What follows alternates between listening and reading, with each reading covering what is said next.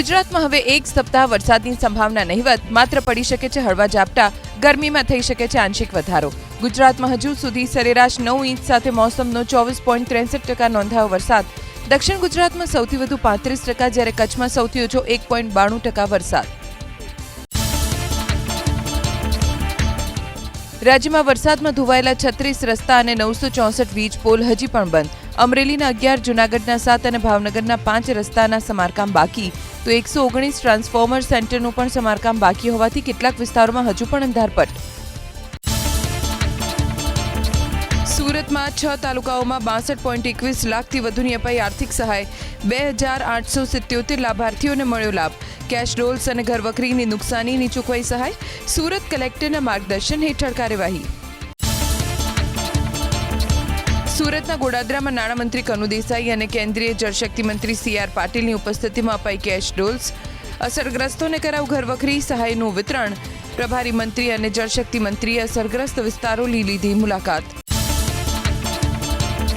સુરતમાં પૂરના નુકસાન સામે વરાછા બેંકની મહત્વની જાહેરાત. 5 લાખ સુધીની ફ્લડ લોન યોજના કરી જાહેર. પૂર અને પાણીના ભરાવા સામે રક્ષણ આપતી વિશેષ વીમા યોજનાની જાહેરાત. 9% વ્યાજે મળશે 5 લાખ સુધીની ફ્લડ લોન. સરદાર સરોવર ડેમની સપાટી પહોંચી 126.90 મીટર પર. ડેમની મહત્તમ સપાટી છે 138.68 મીટર. ડેમમાં 65.66% પાણીનો જથ્થો છે. ડેમમાં 38,733 ક્યુસેક પાણીની આવક છે, જ્યારે 14,850 ક્યુસેક પાણીની જ આવક. કેન્દ્રીય ગૃહ અને સહકારિતા મંત્રી અમિત શાહ ગુજરાત પ્રવાસે. 405 કરોડના વિકાસ કાર્યોના કરશે લોકાર્પણ અને ખાતમુહૂર્ત. 101 ઓક્સિજન પાર્ક અને 80 નવી AC BRTS બસનું કરશે લોકાર્પણ. રથયાત્રાની પૂર્વ તૈયારીઓની સમીક્ષા કરતા મુખ્યમંત્રી ભૂપેન્દ્ર પટેલ. જર્જરિત મકાનો પાસે ભીડ એકઠી ન થાય તે માટે CMની સૂચના. રથયાત્રા દરમિયાન 240 ધાબા પોઈન્ટ અને 65 ડ્રોનનો કરાશે ઉપયોગ. 31,000 પોલીસકર્મીઓ સુરક્ષામાં રહેશે તૈનાત.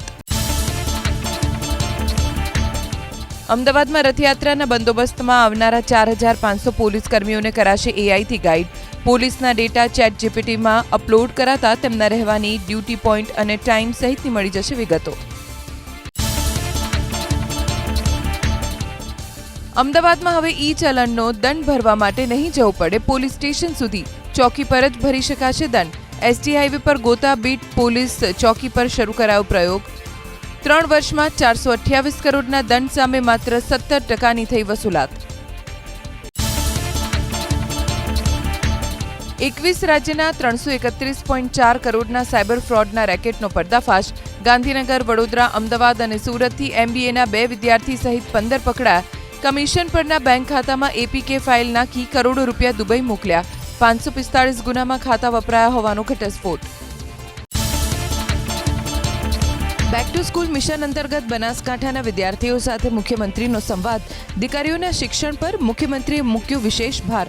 મુખ્યમંત્રીએ વિદ્યાર્થીઓને આત્મવિશ્વાસ અને ઉજ્જવળ ભવિષ્યનો આપ્યો મંત્ર. બનાસકાંઠા જિલ્લામાં 29,000 બાળકોને શાળામાં અપાવાયો પુનઃપ્રવેશ. ભાજપ મહિલા મોરચાના નવા પદાધિકારીઓની કરાઈ નિમણૂક. પ્રદેશ ઉપાધ્યક્ષ, મહામંત્રી, મંત્રી, કોષાધ્યક્ષ અને કાર્યાલય મંત્રીના હોદ્દાઓનો સમાવેશ. 25 કારોબારી સભ્યોના નામની પણ કરાઈ જાહેરાત. હવે વિદેશી કમાણી અને અસ્કયામતોની વિગતો સીધી દેખાશે AIS એટલે કે એન્યુઅલ ઇન્ફોર્મેશન સ્ટેટમેન્ટમાં. કરદાતાઓએ રિટર્ન ફાઇલ કરતી વખતે રાખવી પડશે ખાસ સાવચેતી. કરચોરી રોકવા અને નાણાકીય પારદર્શિતા વધારવા સેન્ટ્રલ બોર્ડ ઓફ ડાયરેક્ટ ટેક્સીસનો મોટો નિર્ણય. સાયબર ફ્રોડ કરનારાના તમામ બેંક એકાઉન્ટ, સોશિયલ મીડિયાની માહિતી મળી જશે મિનિટોમાં. NFSUમાં દેશના પ્રથમ ઇકોનોમિક ક્રાઇમ ઇન્વેસ્ટિગેશન સેન્ટરનું સોમવારે કેન્દ્રીય ગૃહમંત્રી અમિત શાહના હસ્તે ઉદ્ઘાટન થશે. આર્થિક ગુનાના કેસમાં ED, CBI જેવી એજન્સીના અધિકારી લેવા આવશે ટ્રેનિંગ. મહેસાણાના ગોજારિયાની હોસ્પિટલમાં હોબાળો. કેન્સરની સારવાર માટે આવેલી મહિલાને આંચકી આવતા સંબંધીઓએ કરી તોડફોડ. ડોક્ટર પર કર્યો હુમલો. ડોક્ટરની પત્ની વચ્ચે પડતા તેને પણ માર્યો ધક્કો. છોટાઉદેપુરના સંખેડામાં જગતગુરુ શંકરાચાર્યની હાજરીમાં 25 લોકોએ પરત અપનાવ્યો હિન્દુ ધર્મ. વાસણા ગામે શ્રી આનંદ વર્ધન આશ્રમના ઉદ્ઘાટન પ્રસંગે સ્વામી સદાનંદ સરસ્વતી મહારાજની ઉપસ્થિતિમાં કાર્યક્રમ. આદિવાસી વિસ્તારોમાં ધર્મ પરિવર્તનના મુદ્દે વ્યક્ત કરી ચિંતા. સોશિયલ મીડિયા પર અભદ્ર અને ધમકીભરી કોમેન્ટ કરનારાઓ સામે સાયબર ક્રાઇમ પોલીસની મોટી કાર્યવાહી. દ્વારકામાં ઇન્સ્ટાગ્રામ પર ડમી આઈડી બનાવી કોમેન્ટ કરનાર 19 આઈડી ધારકોને શોધી કાઢ્યા. 11 આરોપીઓ અને 8 કાયદાથી સંઘર્ષિત કિશોરો સામે કાયદેસરની કાર્યવાહી ધરાઈ હાથ. અમદાવાદમાં લોક અદાલતમાં એક દિવસમાં 3.12 લાખ કેસનો નિકાલ. ચેક બાઉન્સ ભરણ પોષણના 99,124 પૈકી 89,502 કેસનો નિકાલ કરી 4.98 કરોડની રકમનું કરાયું સમાધાન. 2,64,647 કેસ પૈકી 2,21,316 ટ્રાફિક ઈ ચલણ અને બેંકના 2,105 કેસનો પણ નિકાલ. અમદાવાદમાં પ્રથમ વરસાદમાં ધોવાયેલા માર્ગો પર થીગડા મારવાનું શરૂ. 1,331 ટન હોટમિક્સ મટીરીયલનો કરવામાં આવશે ઉપયોગ. ઉત્તર પશ્ચિમ ઝોનમાં સૌથી વધારે 500 ટન અને પૂર્વ ઝોનમાં સૌથી ઓછા 55 ટન મટીરીયલની કરવામાં આવી સપ્લાય. અમદાવાદ મહાનગરપાલિકાએ બનાવેલા વ્હાઇટ ટોપિંગ રોડમાં બેદરકારી. શરૂઆતના તબક્કામાં બનાવવામાં આવેલા 4 જેટલા વ્હાઇટ ટોપિંગ રોડમાં યુટિલિટી વ્યવસ્થા બદલાઈ. રોડ ખોદવાની પડી ફરજ. નવા બની રહેલા 10 રોડમાં યુટિલિટી વ્યવસ્થા સાઇડ ઉપર ખસેડવા સૂચના. રેસ્ટોરન્ટમાંથી પાઉંભાજીનો ઓર્ડર કરનાર ગ્રાહકને થયો કડવો અનુભવ. અમદાવાદના ઘોડાસરની મુરલીધર પાઉંભાજીમાંથી મંગાવેલી પાઉંભાજીમાંથી જીવાત નીકળી હોવાનો આરોપ. ગ્રાહકે મહાનગરપાલિકાના ફૂડ વિભાગમાં નોંધાવી ફરિયાદ. માસૂમ બાળકી સાથે શારીરિક અડપલાના કેસમાં આરોપીની ધરપકડ. સુરતના સલાબતપુરામાં રહેતી બાળકીને પોતાના ઘરે લઈ જઈ શારીરિક અડપલા કર્યા હોવાનો આરોપ. પીડિત બાળકીના પરિવારની ફરિયાદના આધારે સલાબતપુરા પોલીસે શરૂ કરી તપાસ.